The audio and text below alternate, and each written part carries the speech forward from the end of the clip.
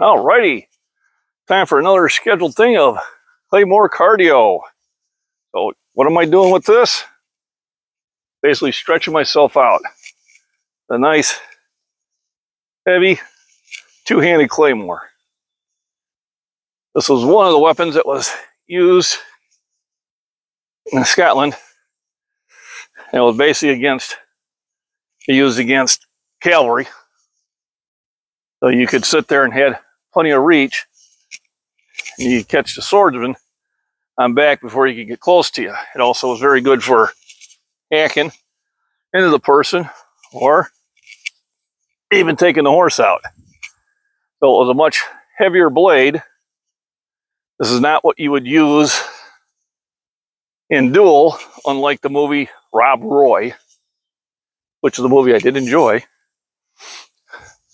He's sitting there dueling against a guy who's got a épée or a rapier with a claymore. And the problem with the claymore, even as strong as you can be, it's a slower weapon. Now, if you do hit someone with it, all right, they're going to know. But when you were looking at probably in the time of the Renaissance,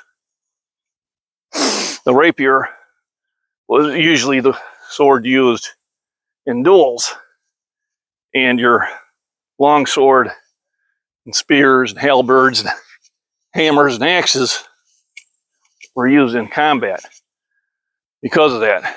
So basically I'm using this limber up, get the shoulders stretched out,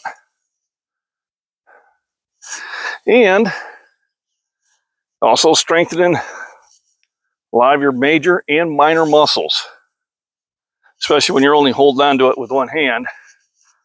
The sword was designed to be a two-handed